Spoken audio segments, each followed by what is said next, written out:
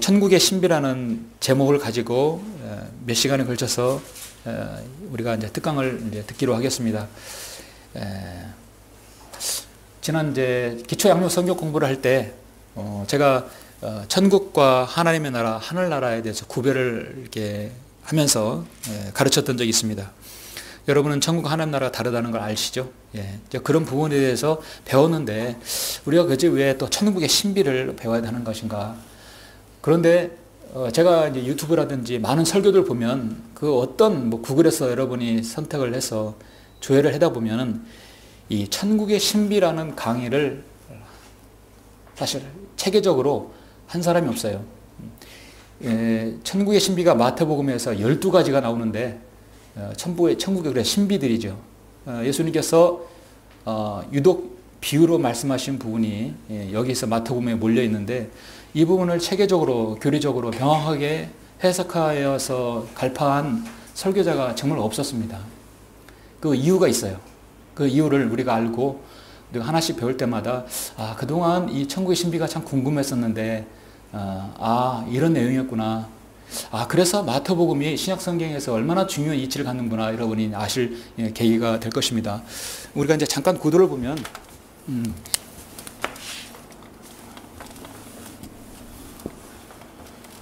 이제 구약 1000년, 2000년, 3000년, 4000년, 그다음에 1000년 이제 좀 크게 그릴게요. 그래서 신약 시대에는 예수님께서 그래서 33년 공회생의 사역을 마치시고 십자가에 죽으시고 올라가시고 성령님께서 내려오심으로 강림하심으로 신약 시대가 2000년이 되었습니다. 그래서 이제 은혜 시대가 갔죠. 신약 시대에 됐고, 그다음에 여기는 이제 우리가 올라가게 되면 이때는 이제 대환란 시대가 됩니다. 대환란 시대가 되고 이때는 이제 주님께서 다스리는 이제 천년 왕국이 됩니다. 천년 왕국. 그런데 예수님께서 사역하시는 이 공생의 사역 기간 동안에 이 공생의 사역 기간 이 33년 33년 반의 이 세월 이 기간 동안에 마태복음에서 한 복음으로 말씀하고 있는데 그것은 바로 왕국 복음, 다른 말로 천국 복음이었어요. 그리고 우리가 지금 복음을 전하는 이 시대는 바로 은혜의 시대, 은혜의 복음입니다. 그래서 사람들이 일반적으로 말하면 천국과 하나님의 나라는 사람들이 같다고 생각하는 거죠. 왜냐하면 오늘 이 천국의 신비를 특히 첫 번째로 나오는 이 천국의 첫 번째 비유가 씨 뿌리는 비유가 마태복음에 나오고 그다음에 마가복음에 나오고 누가복음에 나오거든요. 근데 이 누가복음에서는 하나님 나라의 신비라고 말씀하고 있고 마가복음에도 하나님 나라의 신비라고 말씀하고 있고 그런데 마태복음에는 또 천국의 신비라고 말씀하기 때문에 신비는 신비인데 천국과 하나님은 같기 때문에 여기서는 천국이고 저기서는 하나님 나라구나. 사람들은 다 같다고 생각하고 있어요. 사실 경륜이 다른데요. 그래서 하나님 나라와 천국은 여러분이 배웠다시피 분명히 다릅니다. 자, 천국은 우리가 예수님께서 가장 먼저 공생에 사역하실 때 선포하신 말씀이죠. 여러분 이제 아시다시피 천국은 마태복음 4장 7절에 보면 그때부터 예수께서 전파하기 시작하여 말씀하시기를 회개하라 천국이 가까이 오느니라. 예수님께서 공생에 시작하시면서 침례받으시고 가장 먼저 하신 말씀인 회개하라 천국이 가까이 왔느니라. 회개하라 하나님 나라가 가까이 왔느니라. 천국이 가까이 왔느니라 말씀하고 있어요. 그래서 이 천국은 예수님께서 왕이 되어셔서 메시아로 세상을 통치하실 나라입니다. 한마디로 우리가 이제 지난번에 배운 것처럼 눈에 보이는 물리적인 왕국이에요. 하나님 나라는 어떻습니까? 영적으로 거듭나야 돼요. 그래서 거듭나면 가는 나라 하나님 나라 너무도 잘 아시죠? 로마서 14장 17절에서 하나님의 나라는 먹고 마시는 것이 아니라 다만 성령 안에서 의와 화평과 기쁨이라. 성령 안에서 의와 화평과 기쁨 다 보이지 않는 추상 명사지만 실제적으로 우리 안에 느껴지는 것들입니다. 그래서 성령님께서도 마찬가지고요. 그래서 하나님 나라는 우리가 거듭나면 가는 나라예요. 다 우리가 이 하나님 나라에 속한 사람들이죠. 근데 하늘나라는 한 사람의 죄인이 구원받아서 죽어서 그 셋째 안에 올라가는 것입니다. 그래서 하늘나라는 천국은 이때 복음 전파되고 이거 우리가 이제 하나님 나라에 속하게 된 사람들이 이때 구원받으면 하나님에 속하게 되죠. 그래서 이 땅에 살다가 우리가 이제 구원받아서 올라간다는 얘기는 저기 하늘나라 가는 거예요. 하늘나라. 다른 말로 성경에서는 낙원이라고 말씀하고 있죠. 하늘나라 낙원이에요. 그리스도인이 죽어서 잠들었을 때 올라가는 것이죠. 하나님 나라는 이 땅에서 우리가 속한 영적인 왕국입니다. 그런데 이렇게 배웠는데 굳이 천국의 신비들을 배워야 될 필요가 있을까? 천국의 신비가 13장부터 시작해서 7가지 비유가 나오고 그 다음에 18장, 19장, 22장에 걸쳐서 5번 더 나와서 12가지 비유를 예수님께서 말씀하셨어요. 근데 그 비유는 오늘날 일반적인 이제 개신교 교회들에서 가장 많은 설교 주제로 제시되고 있는 말씀인데, 그런데 실제적으로 천국의 신비에 대해서는 한 번도 거론하지 않습니다. 우리가 보면은 일반적으로 사람들이 천국의 신비라고 말하죠. 그럼 좀 더 집중하고, 자, 신비를 성경에서는 김정일 성경에서는 그거를 이제 미스테리라고 하죠. 미스테리. 우리가 미스테리라는 말을 가끔 합니다. 자, 그거 미스테리야. 미스테리. 그런데 모든 개혁성경, 개혁개정판에서는 개혁성경하고 개정판에서는 모두 다 천국의 비밀이에요. 마찬가지 마가복음, 누가복음도 다 비밀로 되어 있어요. 이것 때문에 사람들이 오해하고 모르는 것입니다. 여러분, 미스테리하고 시크릿, 비밀은 달라요. 이건 너만 아는 것이야. 너만 알아야 돼. 다른 사람은 알면 안 돼. 이건 비밀이에요. 그런데 공개적일지라 할지라도 이것은 인간의 상상과 또 인간의 과학과 철학으로도 이해할 수 없는 것들, 설명할 수 없는 것들이라고 해요. 그래서 참 신비란 부분을 사전적 의미로 찾아보면 일이나 현상 따위가 사람의 힘이나 지혜 또는 보통의 이론이나 상식으로는 도저히 이해할 수 없을 만큼 신기하고 묘함. 자, 그러한 일이라고 사전적 의미로 말하고 있습니다. 그런데 우리가 이제 일반적으로 이것은 신비인데 모두 다 비밀로 바꿔버린 내용이 이제 크게 두 가지가 있는데, 여러분 로마서보다도 자, 우리 고린도전서 15장 51절. 자, 이거 한번 보시죠. 순차적으로 보시면 두 가지만. 고린도전서 여러분 15장 51절. 그래서 왜 여러분에게 바른 말씀이 필요한가를 성경은 말씀하고 있는 거죠. 15장 51절. 여러분, 이것은 부활의 장이죠. 고린도 15장 부활의 장이에요. 이건 우리 그리스도인의 성도의 휴거입니다. 휴거, 랩처라는 말은 없지만 우리가 이 땅에 살다 주님께서 우리를 부르시면 올라갈 그 순간을 말하고 있는 거죠. 말씀하고 있습니다. 보라, 내가 너에게 한 가지 뭐죠? 신비를 말하니, 한 가지 미스테리를 말하노니, 신비를 말하노니 우리가 다 잠잘 것이 아니요 오히려 우리가 모두 변화될 것이니 마지막 나팔 소리에 눈 깜짝하는 순간에 그러하리라. 이 말이 개혁성이 없어요. 나팔 소리에 나면 죽은 자들이 썩지 아니하는 몸으로 일으켜지며 우리도 여러분 변화되리라 합니까? 변화하리랍니까? 변화되리. 우리는 변화할 수 있는 사람들이 아니에요. 우리는 슈퍼맨이 아니에요. 우리는 스스로 변화할 수 있는 능력이 없어요. 성령님께서 우리를 변화시켜주지 않으면 우리는 추진력을 얻지 못해요. 18만 5천 메타세클 속도로, 빛의 속도로보다 더 빠른 속도로 올라가야 저 셋잔으로 올라가야 되는데, 그런 힘은 우리가 하나님께서 우리를 변화시켜주지 않으면, 주님 같은 몸으로 변모되지 않으면 안 되는 거죠. 그래서 가장 중요한 세 가지가 변개되어 있어. 신비를 모든 개혁성경, 병해던 성경은 비밀로 바꿔버렸어요. 비밀로 바꿔버렸어요. 그리고 마지막 나팔에 눈 깜짝하는 순간에 그러리라 말이 없고, 마찬가지 변화되리라는, 변화하리라고 나와 있어요. 우리는 변화하는 게 아니라 변화돼야 되고, 이것은 신비라고 말 수밖에 없죠. 일시적으로 전 세계의 모든 사람들, 그 중에 여러분 구원받은 그리스도인이 운전하다가도, 비행기를 타고 가다가도, 잠을 자다가도, 길을 가다가도, 두 사람이 맷돌을 갈다가도, 등산을 가다가도 한 사람은, 구원받은 사람은 그냥 솟구쳐서 올라간다는 사실입니다. 비밀리에 올라갈 수는 않아요. 공개적으로 주님께서는 오십니다. 공중재림하시는 것이죠.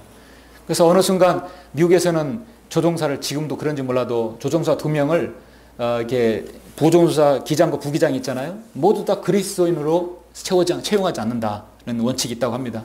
다 그리스도인이라면 어떻게 하겠습니까? 그 비행기 어떻게 되겠어요? 마지막 대환란 때 구원받을 수 있는 여지도 없게 되죠. 예. 그래서 대환란 때 이후에는 그 직전에는 수많은 일대 전 세계적으로 극한의 혼란이 있을 것이에요. 수많은 그리스도인이 없어지는 겁니다. 자, 이것이 비밀입니까? 신비예요. 그러죠? 예. 죄사함 거듭남의 그다음 뭐죠? 예.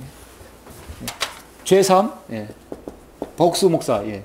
죄사함 거듭남의 그 사람도 뭐예요? 비밀이라고 하죠. 비밀이 아니에요.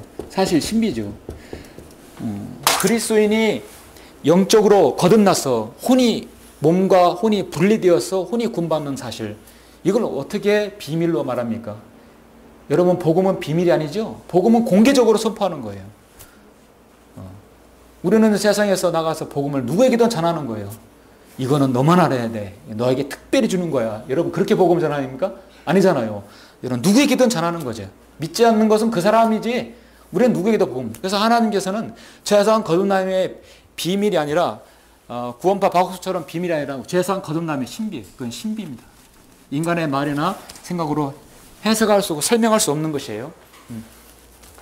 하나만 더 보시면 로마서 11장을 보시면, 로마서 11장, 그래서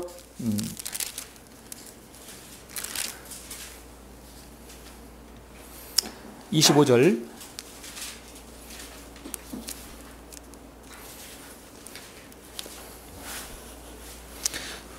이것은 이스라엘 민족이 앞으로 이제 환난을 통해서 구원받는 이스라엘 민족이 민족적으로 회복되는 말씀을 예언한 것이죠.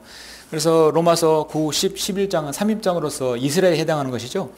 자, 형제들아, 너희가 스스로 지혜 있는 채 하지 않기 위하여 이 뭐를? 신비를. 근데 개역 개정판 모두 다 비밀로 바뀌었어요. 이 신비를 너희가 모르기를 내가 원치 아니하노니 이는 이방인들의 충만함이면 죄악의 충만함입니다. 죄악이 충만했을 때 하나님께서 이제 이스라엘 일부가 완고하게 된 것이라.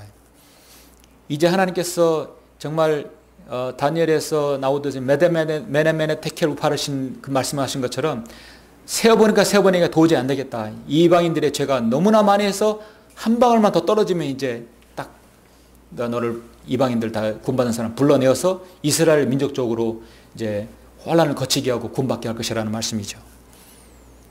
이것은 바로 성경에서 세상이 말하는 신비입니다. 이건 비밀이 아니에요. 그러면 오늘 본문 말씀 보시겠습니다. 오늘 본문 말씀 마태복음 1절부터 13장 1절,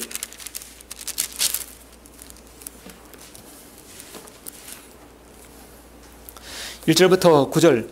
자, 너무도 잘 하시는 말씀인데, 이거 설교 때 옛날에 한두 번 들어보지 않은 사람 없죠?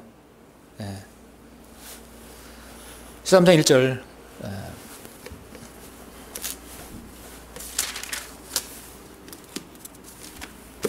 그날 예수께서 그 집에 나가시어 바닷가에 앉으시더라. 큰 무리가 그에게로 모여드니 주께서 배에 올라앉으시고 온 무리는 세변에 서 있더라. 주께서 많은 것을 그들에게 비유로 일러 말씀하시기를 보라. 씨 뿌리는 자가 뿌리러 나가서 씨를 뿌렸는데 어떤 씨는 길가에 떨어지니 새들이 와서 먹어버렸고 어떤 씨는 흙이 많지 않는 돌밭에 떨어지니 흙이 깊지 아니하므로 곧 싹이 나오나 해가 솟아오르자 시들었으며 뿌리가 없으므로 말라버렸고 또 어떤 씨는 가시떨기 사이에 떨어지니 그 가시떨기가 자라나서 기운을 막아버렸으나 어떤 씨는 좋은 땅에 떨어지니 어떤 것은 100배로 어떤 것은 60배로 또 어떤 것은 30배로 열매를 맺었느니라. 들을 귀 있는 자는 들을지어다 라고 하시더라. 자, 9절까지 했습니다. 주님께서 비유를 말씀하신 것이 하고 그 다음에 이제 이 설명한 것은 이제 18절에 나오는데 잠시 후에 보기로 하고요. 여러분 11절에 보시면, 11절에 보세요. 주께서 그들에게 대답하여 말씀하시기를 이는 천국의 신비들이 너희에게 알도록 허락되었으나 그들에게는 허락되지 아니하였기 때문이라. 자, 여러분 천국의 뭐지요? 바로 신비입니다. 그래서 천국의 신비들이지 비밀이 아니라는 것이죠.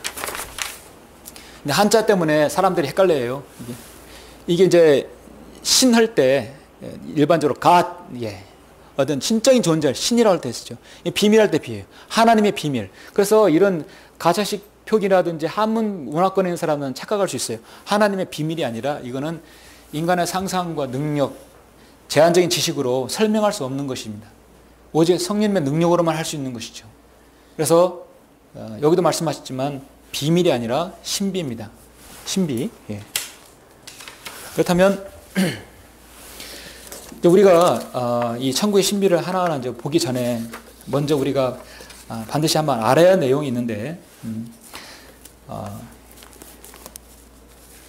여기다가 이제 마태복음 13장을 놓으시고 좀 넘어가서 누가복음 8장을 한번 보시겠습니다. 누가복음 8장.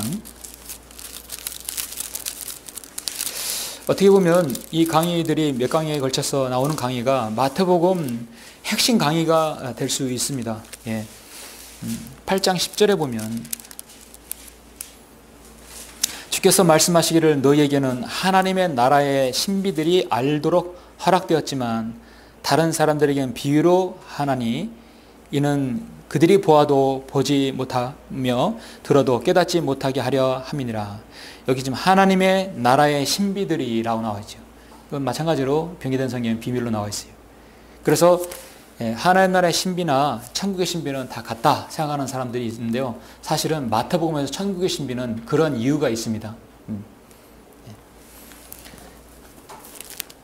에베소서 1장 9절에 보면 그의 기쁘심에 따라 자기 안에서 계획하신 바 그의 뜻의 신비를 우리에게 알도록 하셨다 나왔고, 에베소 3장 3절에 보면 이것은 그분이 계시로 내게 신비를 알게 하신 것이며 내가 전에 간략하게 쓴 것 같다. 너희가 읽을 때 거기서 그리스도의 신비 안에 있는 나의 지식을 이해하게 되리라. 자, 신비. 그래서 분명히 신비는 그리스도인이 알아야 할 내용입니다. 알아도 그만 몰라도 그만이 아니라 알아야만이 여러분 성경을 갈파할 수 있어요. 이해할 수 있습니다. 자, 그래서 천국의 신비를 알기 전에 먼저 우리가 한번 이제 여러분 알고 있는 내용도 있지만은 이제 모르시는 분도 정리가 될 수 있으면 좋겠어요. 우리가 이제 사복음서라고 한다면, 사복음서라고 한다면 여러분 마태복음은 주제가 뭡니까? 예수님께서 뭐죠? 유대인의 왕입니다. 한마디로 메시아란 얘기예요. 메시아. 자, 메시아로 나오는 것이. 그 다음에 마가복음은 뭐죠? 하나님의 위대한 종입니다. 바로 사역자로서의 종. 사역자로서의 종이에요.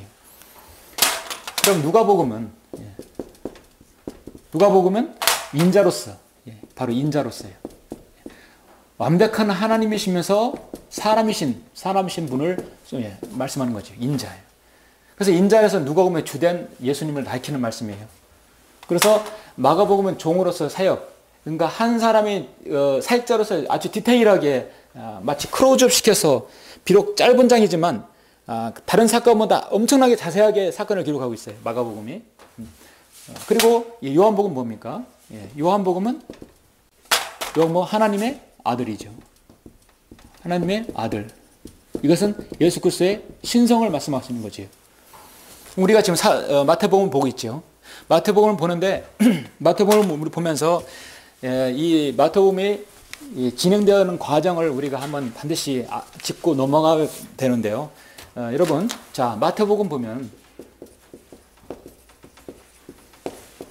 자, 1장부터 2장에 보면 우리가 13장에서까지 보기 전에 1장부터 12장까지의 줄거리를 그 상황을 한번 스토리를 한번 알아야 됩니다. 왜 그러냐면 왜 주님께서 천국의 신비를 보여줬는지, 왜 알려줬는지, 여기서부터 천국의 신비가 계속적으로 12가지가 제시되고 있는데 그 신비를 다른 비유로 제시되는 이유를 알아야 합니다. 알려고 한다면 마태복음 1장부터의 12장까지 상황을 알아야 되는데, 여러분 마태복음 1장부터 2장은 어떤 내용이죠? 바로 왕의 계보가 나오죠. 왕의 계보가 나와요. 왕의 계보에다가 주님의 탄생이 나옵니다. 그렇죠? 마태복음에서 탄생이 나와요. 그리고 3장, 4장은 뭡니까?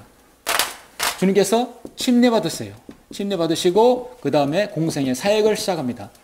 여러분 마태복음 4장 한번 보시죠. 4장 4장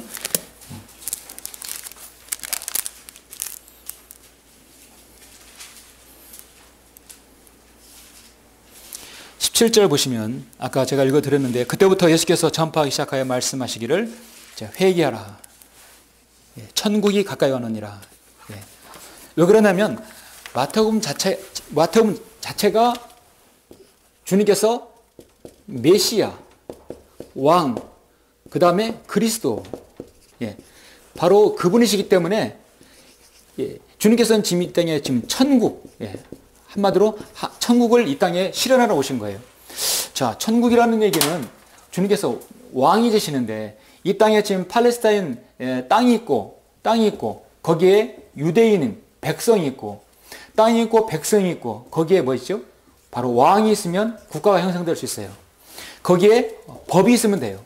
법령은 이제 5, 6, 7장에서 제시되고 있습니다. 그래서 주님께서는 회개하라. 천국이 가까이 왔느니라. 실제적으로 내가 왕이다. 유대인의 왕이요. 그 다음에 왕의 계보를 주님께서 말씀하셨고 마지막 주님께서 요셉 이제 그 다윗의 아들이라는 사실을 1장 계보에서 증명하고 있습니다. 그래서 자, 그러니까 그 다음에 보시면 3장 4장에서 침례 받으시고 사역을 시작했어요. 그래서 천국 복음, 왕국 복음을 전파했습니다. 그다음 5장, 그다음 6장, 7장은 잘 아시는 대로 주님께서 회개하라, 천국에 가까이 내라 사역을 하시고 5장, 6장, 7장 자 하셨으면 주님께서 왕국의 법령을 선포하시는 거예요. 한마디로 천국이 이루어지면 그 왕국의 법령을 선포해야 돼. 그때 이루어질 법령이 바로 산상설교, 일명 여러분 잘 아시는 여기 영이 가난한 자들은 복이 있나니 천국이 그들의 것이며 애통하는 자들은 복이 있나니 그들이 위로를 받을 것이며 그렇게 해서 지금 제시하고 있습니다. 5장, 6장, 7장에서 왕국의 법령이 제시되고 있어요. 자, 그러면 7장과 제시되면 8장, 9장은 어떤 장인가? 예수님께서 나 자신이 왕이요 메시아다. 그러한 것을 주님께서 증명하는 장이에요. 증명하시는 장이에요. 증명. 내가 왕이도 선포하는. 왜냐하면 여기에서 이제 병든 자를 치료해 주시고 마귀 들린 자를 하나님께서 마귀를 내어 쫓으시고 죽은 자를 살리시고 심지어 폭풍 가운데서 폭풍우를 잠잠케 하시고 한마디로 하나님은 전능하심을 주님께서 보여주시는 거예요. 왕이기 때문에 왕이심을 증명하는 구절이에요. 증명하는 장입니다. 8장 9장에서 왕을 제가 선포했고 그 다음에 법령을 선포했으면 주님이 직접 왕이라는 사실을 세상 사람들에게 알리는 거죠. 그런 가운데 여러분 8장을 한번 잠깐 보시면 8장 16절 한번 보십시오. 8장 16절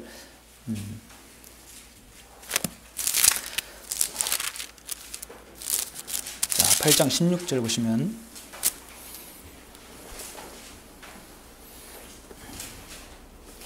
16절 17절 보시면 저녁이 되었을 때 사람들이 주께로 마귀들에게 사로잡힌 자들을 많이 데려왔으니 주께서 말씀으로 그 영들을 쫓아내시고 병든 자들을 모두 고쳐주시니라.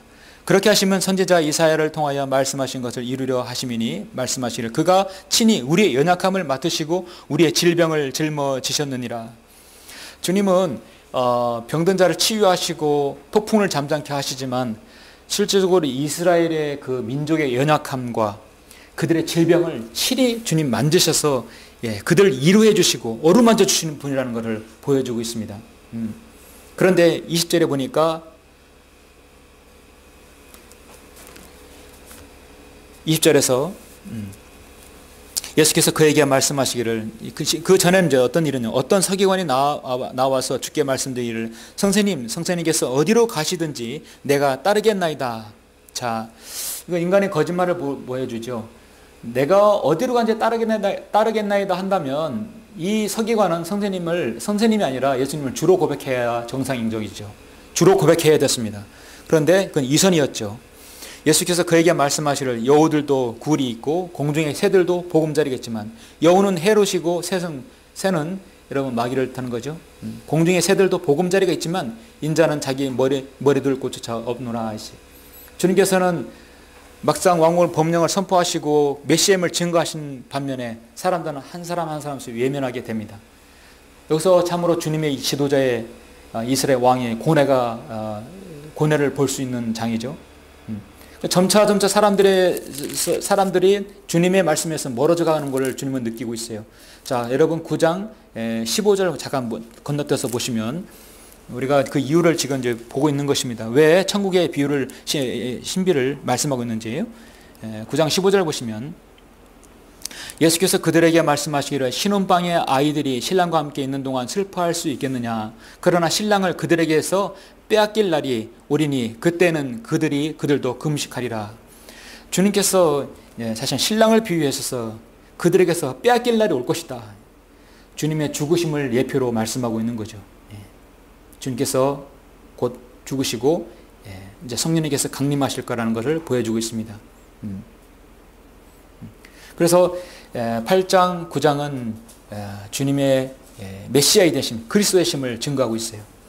그리고 10장, 12장은 뭐냐면 10장부터 12장은 이제 아주 드러내놓고 서기관, 바리새인들이 왕국을 거부하는 것이다. 거부하는 장이에요. 10장부터 12장은 천국을 거부하는 거죠. 한마디로 주님의 왕 되심을, 메시아 되심을 거절하는 장입니다. 10장 22절 한번 보실까요? 10장 22절.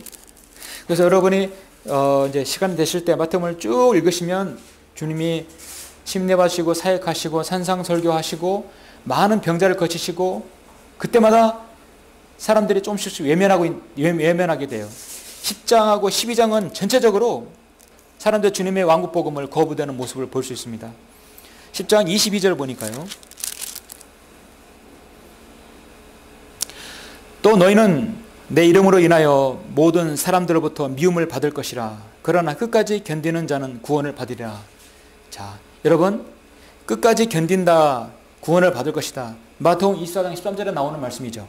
이 끝까지 견뎌야 된다는 것은요. 지금 어디를 암시하고 있냐면 지금 이 교회 시대에 1000년, 2000년 다음에 여기 7년 대환란을 주님은 보고 있는 것이죠. 1000년 왕국 다음에 영원 세력에 들어갔을 때 주님은 이스라엘 백성이 예수님을 거절함으로써 이 대환란에 들어가서 끝까지 한 시대에 끝까지 견뎌야만을 구원을 받는다는 말씀을 미리 암시적으로 말씀한다는 것은 이스라엘 백성들이 주님을 거절할 것이라는 것을 보여주고 있는 것이죠. 그들에게 여기 있는 6절 말씀처럼 7절 말씀 가서 전할 때 천국이 가까이 왔다 말하라 했을 때 많은 사람이 거절하는 거예요. 사실상 10절에서 12장은 예수님께서 제자들을 대규모로 집체적으로 보내는 때입니다. 주님께서 일부 거절이 되니까 12제자를 불러서 일일이 이름을 거명하시죠. 이방인의 길로도 가지 말고 사마리아인의 성읍에도 들어가지 말고 다만 이스라엘 집에 잃어버린 양에게로 가라. 10장 6절에서 말씀하고 있어요. 집체적으로 보내는데 사람들이 집체적으로 거절하고 있는 것입니다. 너무나 거절하니까 주님께서 11장에서 엄청난 파격적인 말씀을 하셔요. 이거는 엄청난 파격적인 거예요. 바로 11장 여러분 28절 한번 보시겠습니다. 11장 28절 수고하고 무거운 짐진 자들아 다 내게로 오라. 이제는요 이스라엘 잃어버린 양에게로 가지 말고 하는 게 아니라 모두 무제한적으로 복음을 선포해서 예수 그리스도의 그 이름만 들어도 이름을 영접하고 구원받으라는 것이죠. 제한이 없는 무차별적인 그러니까 제한 없는 복음 전파가 되는 것이죠. 여러분 마태복음 11장 28절은 파격적인 것이에요. 이제 제한을 두지 않는 것이에요. 다 내게로 오라. 그러면 내가 너에게 힘을 주리라. 나는 마음이 온유하고 겸손하니 내 멍에를 메고 나에게서 배우라. 그리하면 너희가 너희 혼에 쉼을 얻으리라. 이는 내 멍에는 쉽고 내 짐은 가볍기 때문이라. 자, 26절에 보니까 그러하옵니다 아버지요. 이는 그렇게 하시는 것이 아버지 보시기에 선합니다 라는 것을 보여주고 있습니다.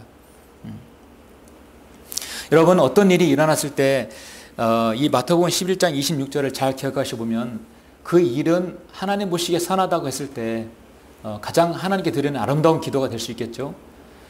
내가 이렇게 기도했는데 A처럼 나오게 해달라고 기도했는데 B 같은 역사가 일어난다고 한다면 그 일에 대해서 불평 불만이 아니라 우리의 하나님께 대한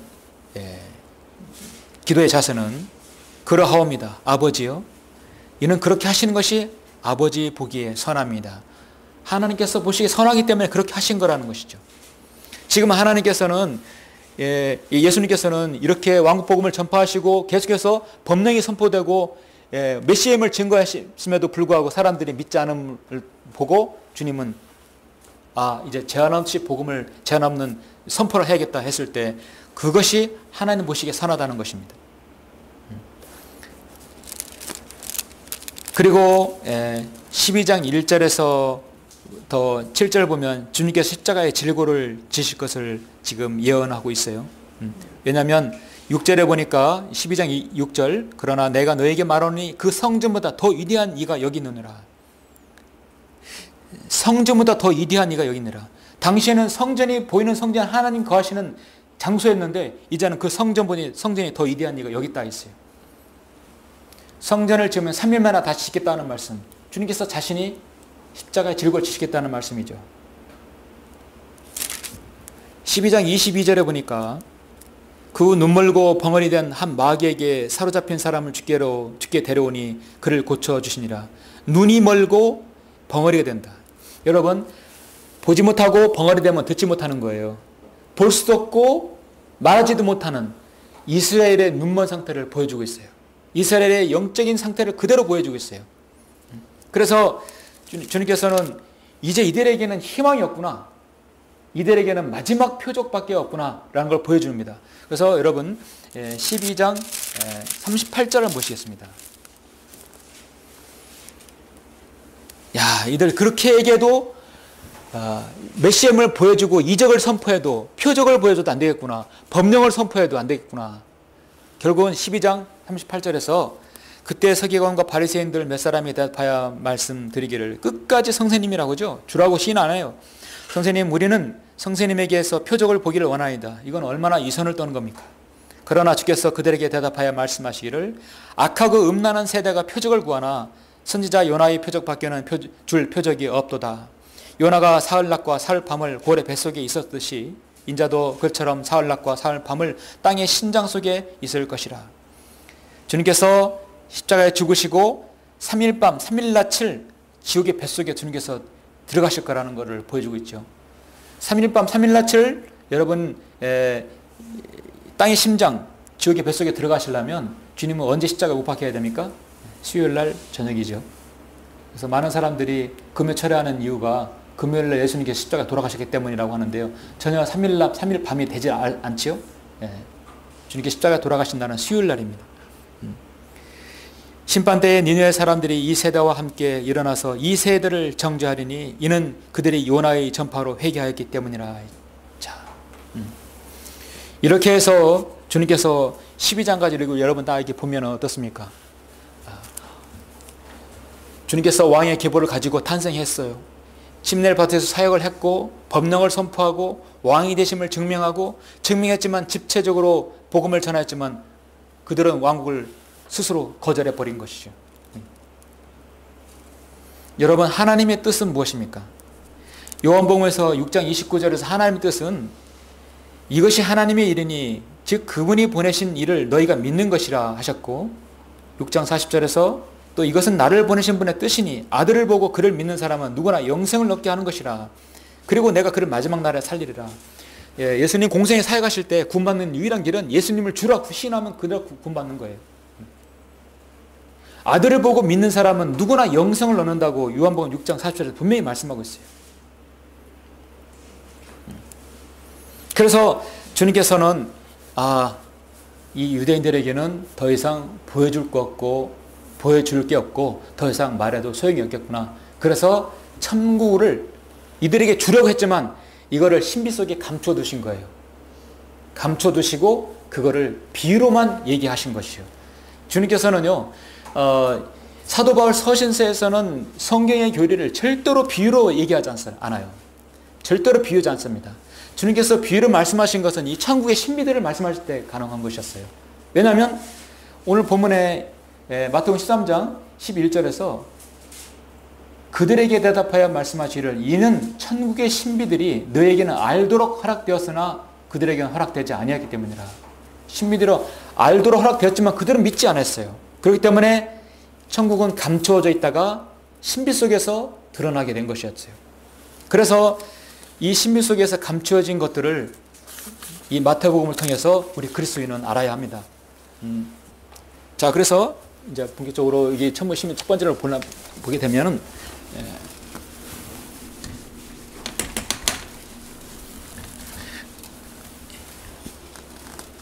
자, 여러분이 이제 이렇게 강의를 신비들을 순차적으로 듣고 마태복음을 이렇게 편하게 이제 읽으시면 술술 이해가 갈 것이에요. 천국의 신비가 마태복음 13장에서 여기 13장에 걸쳐서 7가지가 있어요. 예, 7가지가. 그리고 나머지 25장까지 걸쳐서 5가지가 있어요. 총 13가지, 12가지죠. 12가지 신비가 있어요. 신비들. 그래서 신비들입니다. 12가지 신비를 제시하는데 12가지 비유를 들어서 말씀하셔요. 네. 이 비유는 비유기 때문에 뭐 우리에 해당하지 않는다. 그럴 수도 있어요. 왜냐하면 천국이라 나왔기 때문에. 그런데 이스라엘이 집체적으로 거부했기 때문에 신비들로서 감춰져 있는 거예요. 다만 그것을 설명하기 위해서 주님께서 비유를 들었어요. 너무나 무지하고 알아들을 수 없기 때문에. 왜 그러냐면 여러분 주님께서 지금 비유를 들어 설명하신 다음에 12절을 보세요. 12절 13장 12절에서 누구든지 작아진 사람은 받게 되어 더 풍성히 가질 것이나 누구든지 갖지 못한 사람은 가진 것마저도 빼앗기리라. 그러므로 내가 그들에게 비유로 말하노니 이는 그 이유는 뭐냐? 그들이 보아도 보지 못하고 들어도 듣지 못하며 또 깨닫지 못함이라. 아까 우리 식사할 때 우리 형제님들 잠깐 얘기 나온 것 같아요. 이사야 말씀. 이게 이사야 지금 이게 예언할 6장 10절에 있는 말을 그대로 인용한 것이거든요. 이스라엘 백성들은 보아도 보지 못하고 들어도 듣지 못하고 깨닫지 못하는 지금 그런 상태였어요. 그렇기 때문에 이것을 이 신비로 감추어졌고 비유로 설명할 수밖에 없는 상황이었어요. 또 이사야 예언이 그들에게 이루어졌으니 말하기를 너희가 듣기는 들어도 깨닫지 못할 것이요 또 보기는 보아도 알지 못하리라. 이 백성의 마음이 무디어지고 그들의 귀는 듣는데 둔하고 그들은 자기들의 눈을 감았으니 이는 그들이 어느 때라도 눈으로 보지도 못하고 귀로 듣지도 못하며 마음으로 깨닫지 못하고 회심하지도 못하게 되어 나로 그들을 치유하지 못하게 하려 함이라. 바로 그런 이유 때문에 비유로 설명하신 것이다. 그죠? 그러면 이 마태복음 13장의 이 천국의 신비들은 자, 한 가지 중요한 원칙이 있는데요. 뭐냐면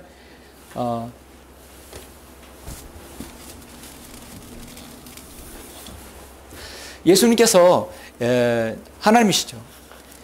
왕국. 우리가 이제 알고 지금까지 배운 것은 이 왕국은 천국과 하나님의 나라가 하나로 된 것이에요. 일반적으로 킹덤, 왕국입니다. 그래서 천국, 하나님 나라 하나 된 것이죠. 그래서 사탄도 동일하게 그것을 모조품 왕국을 만들어냈어요. 그 모조품 왕국은 뭐냐면 바로 기독교계란 사실이죠. 그래서 우리가 일반적으로 크리스찬 돔이라고 하죠. 이런 돔이라는 게 뭐죠? 돔은 이제 기둥이 없는 돔 형태의 그 구조물이에요. 어디서 여러분 볼 수 있습니까? 이스라엘의 황금 바이돔 사원, 바이돔이라는 말이 돔이라는 말을 쓰는 것은 거기에 이렇게 안에 내부를 보면 기둥이 없어요. 다 이렇게 기둥이 없이 이렇게 원으로 되어 있어요. 오늘날 이 땅에 있는 기독교계는 우리 교회가 아닙니다. 기독교계는 교회가 아니에요. 그래서 이 천국의 신비들 마태복음 13장부터 해서 25장까지 모든 천국의 신비들은 한마디로 중요한 것은 교회 시대에 직접적으로 적용되는 말씀이다. 교회 시대에 적용되는 말씀이다. 예.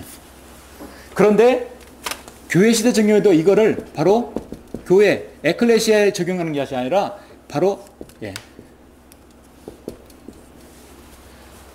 여기 있는 예. 기독교계, 오늘날 21세기 마지막 시대의 기독교계에 향하는 말씀이라는 거죠. 예. 왕국인 왕국 같은데 모조품 왕국이라는 것이죠. 바로 사탄의 왕국이죠. 왜 그러냐면 여러분 기독교계는 동물원이에요. 독사도 있고 뱀도 있고, 독사 뱀이죠. 양, 그 다음에 모든 것이 섞여 있어요. 개도 있고 늑대도 있고 다 들어있어요. 교회라는 에클레시아는 오직 하나님의 약물이에요. 약물이에요. 우리는 지금 교회입니다. 100% 구원받은 약물입니다. 그런데 이 땅에 있는 기독교계는 크리스찬 돔이에요. 거기에는 거대한 모조품 왕국입니다. 그 왕국을 향해서 하는 말씀이에요. 천국의 신비는 교회 시대에 적용되더라도 그건 교회에 해당하는 게 아니라 바로 기독교계에 향하는 것이다. 그렇기 때문에 13장부터 읽을 이 비율들을 볼 때 이거는 오늘날 향하는 기독교계를 향해서 주신 예언의 메시지라는 걸 보여주고 있다는 것이죠.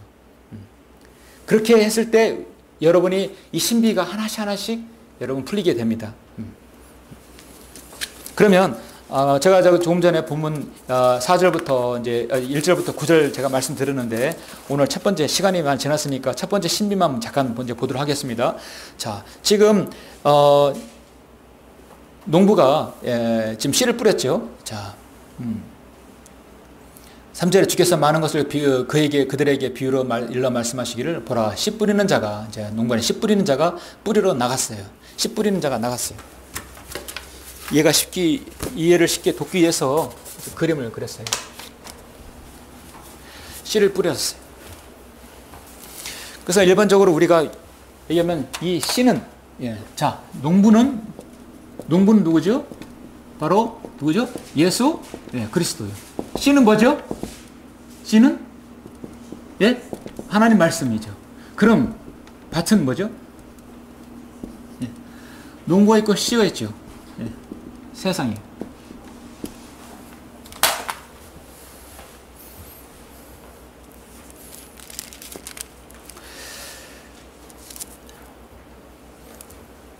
이제 하나 더 하면 이제 이따가 좀 나오게 되면 새는 마귀들이죠.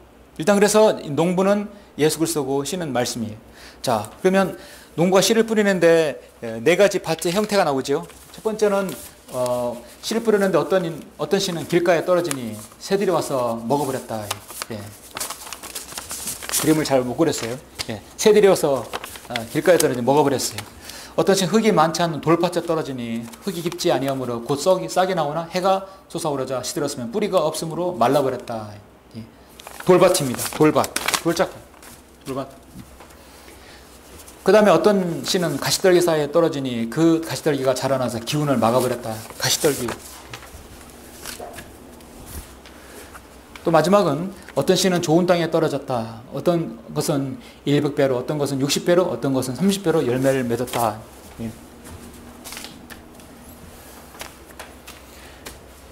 그러니까 이 비유가, 씨 뿌리는 비유가 씨를 뿌렸는데 적용은 교회 시대에 해당하지만 직접적으로 그 자세한 디테일한 세부적인 적용은 오늘날 뭐 다른 나라를 떠나서 한국계 기독교계에 하나님 말씀의 씨를 뿌리면 네 가지 타입이 있다는 걸 보여주고 있어요.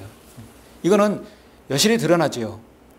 여러분 세상에서 우리가 밭을 란 부분에서 씨를 뿌리면 모든 인간의 마음은 네 가지 유형이다라는 걸 보여주고 있습니다. 씨가 어떤 밭에는 길가에서 돌짝밭, 가시떨기 또 이렇게 좋은 땅에 떨어질 수 있는 것이죠. 원래는 사실은 성경을 믿고 실행하는 성경대로 믿는 사람이 교회에서는 하나님 말씀이 딱 떨어지면 그 마음밭이 탁 잘 일궈져 가지고 준비된 마음이 되어서 탁 마치 스펀지가 물을 빨아들여 착착 말씀이 들어가야 되잖아요. 정상이죠. 그게 사실 정상이에요. 정상이죠. 그런데 어떤 밭은 완전히 다 오자마자 새가 다 먹어버렸고 햇빛을 모아서 죽어버렸고 기운을 막아서 죽어버렸고 어떤 사람 마음밭은 준비에 대한 밭이 또 있어요. 근데 이것을 제자들이 모르기 때문에 설명을 했어요. 자, 여러분 18절 보시면 자, 설명을 했습니다. 그러므로 너희는 씨 뿌리는 자의 비유를 들으라. 자, 그래서 여러분 요거 부분 보시겠습니다. 누구든지 왕국의 말씀을 듣고도, 자, 여러분 여기 지금 왕국의 말씀이랬어요. 은혜의 복음의 말씀이 아니라 왕국의 말씀이에요. 왕국 복음이니까 깨닫지 못할 때는 악한 자가 와서 그 사람의 마음에 뿌려 놓은 것을 빼앗아 가나니 길가에 씨가 뿌려졌다는 것은 곧 이 사람을 두고 말하는 것이요, 돌밭에 씨가 뿌려졌다는 것은 그 말씀을 듣고 즉시 기쁨으로 그 말씀을 받으나 그 사람 안에 뿌리가 없으므로 잠시 견디다가 말씀으로 인하여 환난이나 박해가 닥쳐오면 즉시 실족하는 사람이요, 가시떨기 사이에 씨가 뿌렸다는 것은 말씀을 듣기는 하나 이 세상 염려와 재물의 미혹이 말씀을 억누러 열매를 맺지 못하게 된 사람이라. 그러나 좋은 땅에 씨가 뿌려졌다는 것은 그 말씀을 듣고 깨달아 또한 열매 맺는 사람이니, 어떤 사람은 100배로, 어떤 사람은 60배로, 또 어떤 사람은 30배로 열매를 맺느니라 말씀하고 있죠. 여러분 조금 넘겨서 누가복음에서 어떻게 말씀하고 있나 한번 잠깐 보시겠습니다. 하나님 나라의 신비, 누가복음 8장을 보시면, 자, 8장 보십시오. 8장 12절에 보니까 이제 그 비유는 이것이라, 씨는 하나님의 말씀이요 나오죠. 예. 여러분이 오늘날 세상에 이 기독교계에 하나님 말씀이 떨어졌을 때는 전형적인 네 가지 부류가 나와요. 그런데 이제 하나님 나라의 신비라고 했을 때는 이 말씀은, 누가복음은 이방인에게 전적으로 전해진 이제 복음서이죠. 그래서 여러분에게 영적 적용이 되기 위해서는 사실은 마태복음보다 누가복음을 여러분이 먼저 읽어야 돼요. 사실은 누가복음 8장의 이 말씀. 그래서 비유들을 해서 12가지 비유가 공통적으로 항상 나오는 비유가 달란트 비유 있고, 이 씨 뿌린 비유는 항상 공통적으로 나오게 되어 있어요. 그만큼 이 비유는 교회 시대에도 필요 적절하기 때문에 누가복음에, 마가복음에 나오는 것입니다. 그래서 여러분이 직접적으로 오늘 교회에게 이렇게 잘 적용되어지는 영적인 적용은 12절에서 씨가 길가에 떨어졌다는 것은 그들이 들으나 마귀가 와서 그들의 마음에서 말씀을 빼앗아 가버림으로 믿지도 구원받지도 못하는 자들이요. 자, 아까 씨를 뿌리니까 길가에서 누가 쪼아먹었어요? 새가 쪼아먹었죠. 그런데 여기서 뭐라 했습니까? 마귀가 말씀을 빼앗아갔다. 그래서 성경은 항상 새는 마귀예요. 새는 노아홍수에서 비둘기와 까마귀 외에는 항상 마귀로 비유되고 있습니다. 그래서 어떤 사람이 교회에 왔을 때 하나님의 말씀에 의해서 마귀가 뺏어서 가져가 버렸다면 심지어는 구원받지 못하는 사람이 들어올 수도 있다는 것이죠. 씨가 바위에 떨어졌다는 것은 말씀을 듣고 기쁨으로 받아들이지만 뿌리가 없으므로 잠시 믿다가 시험을 받을 때면 떨어져 나가는 자들이라. 씨가 가시떨기에 떨어졌다는 것은, 사이에 떨어졌다는 것은 말씀을 듣기는 들어도 가서 이생의 염려와 부와 쾌락에 억눌려 온전함에 이르는 열매를 맺지 못하는 자들이요. 씨가 좋은 땅에 떨어졌다는 것은 정직하고 선한 마음으로 말씀을 듣고 지켜서 인내로 열매를 맺는 자들이라. 자, 여러분이 강단에서 말씀이 동일한 말씀이 나올 때 어떤 말씀으로 인하여서 여러분 반응이 나옵니까? 여러분의 마음밭은 어떤 마음밭입니까? 때로는 우리 마음밭이 이상의 염려와 부와 쾌락에 억눌려서 온전함에 이르는 열매를 맺지 못할 때도 있어요. 어떤 때는 잠시 믿다가 시험을 받을 때 떨어져 나갈 수도 있습니다. 그런 사람도 있고요. 심지어 구원받지도 못하고 그 안에 있는 말씀까지도 마귀가 다 쫓아 없어져 버리는 경우 있습니다. 그러나 대다수의 성도는 하나님의 말씀을 듣고 지키라겠어요. 듣고 지켜서 간수해서 인내로 열매를 맺는 자들이라. 그게 바로 좋은 땅에 떨어진 것이죠. 이것을 누가복음에서는 하나님 나라의 신비로 말씀하신 이유는 오늘날 지역교회에서도 하나님 말씀이 떨어져 동일하게 영적인 적용이 되어져야 하기 때문에 말씀하신 거죠. 1차적으로 오늘 천국의 신비 첫 번째는 씨 뿌리는 비유는 왕국의 말씀이라고 분명히 말씀하고 있어요.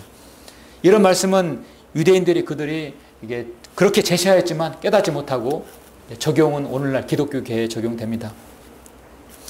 우리가 바라는 것은 하나님의 말씀이 어떻게든 전달되었을 때 사람들의 마음밭이 저 이렇게 잘 갈아 엎어진 옥토에 떨어지는 그런 밭을 원하는 것이죠. 대다수 어떻습니까? 세상 사람들이 세상이 너무나 악하고 음란하고 험하기 때문에 이런 돌짝밭과 이런 가시밭, 그 다음에 이런 세상 길로 향하게 되죠. 이런 마음을 밭을 준비케 해달라고 우리는 기도해야 되겠죠. 여러분도 이 기독교 계에 있었잖아요. 저나 여러분 다 여기서 성별하신 분들이에요. 어떤 밭이었기 때문에, 이 밭이었기 때문에 여러분이 성별해서 에클레시아, 이 교회 안에 들어오게 된 거예요. 지금도 이런 밭이 준비된 사람들이 있어요. 우리가 정말 만나야 할 사람들이죠. 소용이 없어요. 잠시 있다 소용이 없어요.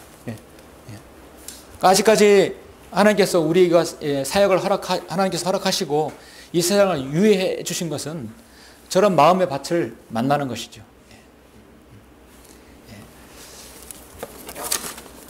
이제 결론을 맺겠습니다. 조금 전에 제가 말씀드렸어요. 10절부터 17절까지가 이제 그들의 영적인 상태를 이제 보여주고 있는데, 이 아까 그들은 듣기는 들어도 깨닫지 못하고 보기는 봐도 알지 못한다고 말씀하고 있어요. 이 말씀을 아까 제가 이사야 6장에서 인용했다겠죠. 주님께서 이사야 6장을 인용했는데 이 인용한 장 요것만 보고 마치겠습니다. 자, 여러분 다 같이 이사야 6장을 보시겠습니다. 그런데요, 이사야를 보면 정말 66장까지 예언한 그 장이 역시 대단한 선지자다. 역시 광범위하고 폭넓고 깊게 예언을 했구나라는 걸 알 수 있습니다. 6장 9절. 여러분 이사야 53장은 예수님께서 초림하셔서 십자가에 고난 당하시고 질고 당하시는 부분에 대해서 아주 자세히 예언하고 있죠. 지금 이사야가 BC 758년, 거의 758년, 750년, 그래서 약 주님께서 초림하시기 이 땅 오시기 720년 전에 예언하셨어요. 자, 6장 9절, 10절, 여러분 11절 보시면 그가 말씀하시기를 가서 이 백성에게 말하기를 참으로 너희가 들으나 깨닫지 못할 것이요 참으로 너희가 보나 알지 못하리라 하라. 이 백성의 마음으로 살찌게 하고 그들의 귀로 둔해지게 하며 그들의 눈으로 감기게 하라. 그래야 그들이 눈으로 보지 못하고 귀로 듣지도 못하며 마음으로 깨닫지 못하게 하며 회심하지 못하고 치유받지도 못하게 하라 하셨느니라. 그런데 이사야가 당시에 이스라엘이 배교로 찾아들 때 당시 이스라엘이 멸망하기 직전에 이사야가 설교하고 이렇게 말씀을 전했을 때도 그 당시에 이스라엘의 영적 상태가 이 상태였어요. 보긴 보아도 보지 못하고 눈으로 깨닫지 못하는 것이에요. 보아도. 그런 영적 상태를 먼 미래 720년 이후에 주님께서 탄생하셔서 왕복음을 전파했는데도 그들은 여전히 그 상태에 머물러 있다는 것을 예언하고 있는 것이죠. 이것은 당시의 이스라엘의 상태에서 적나라하게 제시할 뿐만 아니라 720년 이후까지도 예언하고 있는 거예요. 그걸 어떻게 해서 증명하냐면 11절에 보니까 그때 내가 말씀드리기를 주여 언제까지니 그들이 그렇게 깨닫지 못하고 우둔하게 되는 것입니까? 하니 그가 대답하시기를 성읍들은 거민이 없이 황폐하게 되고 집들에는 사람이 없으며 땅이 완전히 황폐하게 되기까지요. 그때까지 될 것이라. 물론 이걸 근시안적으로 보게 되면 이스라엘이 606년에 바빌론으로 포로되었을 때 상황을 예언한다고 할 수 있지만 이것은 먼 미래 대환란을 보고 있는 것입니다. 이사야는 대환란뿐만 아니라 주님의 초림, 죽으심, 그 다음에 이스라엘의 거부, 그들이 대환란으로 들어갈까지라 예언하고 있어요. 심지어 천연왕국의 영원한 세계, 새하늘과 새 땅까지도 다 내다보고 있는 것입니다. 그래서 지금 이스라엘이 앞으로 주님을 거절한 이유로 완전히 황폐하게 될 때까지 그들은 깨닫지 못할 것이다 라는 걸 보여주고 있어요. 한마디로 이사야는 이스라엘 백성이 주님께서 초림하셔도 그들이 거부할 것이라는 것도 다 보았다는 것입니다. 이것은 하나님의 미리 아심으로 볼 수 있죠. 여러분 이스라엘은 주님을 십자가에 못 박아 죽인 이후에 하나님께서 이스라엘 백성에게 그래도 정말 뭐라고 할까요? 미련이 있어서 이스라엘에게 또 유해를 줬어요. 언제 이뤘습니까? 사도행전 2장에서 베드로를 통해서 3,000명이 구원받을 때 집체적으로 이스라엘 민족이 하나님께 돌아올 수 있는 기회를 얻었지만 극히 일부분 3,000명만 구원받았어요. 하나님께서 다시 스데반 집사를 일곱 초대 예루살렘 교회 스데반 집사를 이스라엘 보내어서 설교를 7장에서 그렇게 장엄한 설교를 하고 했을 때 이스라엘 민족은 스데반을 어떻게 했습니까? 돌로 쳐 죽였어요. 이를 갈면서 마지막으로 그것까지 거부해 버렸어요. 주님께서 하나님의 보좌 오른편에 서서 재림하 직전까지 상황에 있었어요. 그 상황까지 왔었습니다. 근데 사도행전의 마지막 28장 28절에 보면 그때 사도 바울도 마지막으로 그들에게 마지막으로 복음을 전했어요. 그러니까 사도행전은 제가 볼 때는 3번의 기회가 있었어요. 사도행전 2장에서 민족적 회심, 7장에서 그리고 28장 28절에 보면 사도행전 마지막 장인데 그러므로 하나님의 구원을 이방인들에게 보낸 것과 그들이 그것을 들을 것을 너희가 알라고 하더라. 그가 이 말을 마치니 유대인들이 자리를 뜨더라. 다 가버렸어요. 듣지 않는 거예요. 그러면서 완전히 하나님의 은혜의 복음이 전파된 것이죠. 천국은 무기한 연기가 되어버렸어요. 그 연기가 2000년이 가까이 연기가 된 것이죠. 연기가 되었지만 여전히 주님께서 천국의 신비를 통해서 오늘날 이렇게 형성된 계시를 알고 진리를 갈급하는 여러분들이 이 진리를 알게 되는 것이죠. 그래서 오늘 이제 서론이 좀 길었는데 천국의 신비 중에 첫 번째 비유, 바로 씨 뿌리는 비유. 그래서 신비를 보았습니다. 이제는 이제 서론을 했기 때문에 다음 주부터는 연차적으로 순차적으로 두 번째 신비, 두 번째 비유 계속해서 쭉쭉 나가도록 하겠습니다. 그래서 오늘 첫 번째 천국의 신비를 마치겠습니다.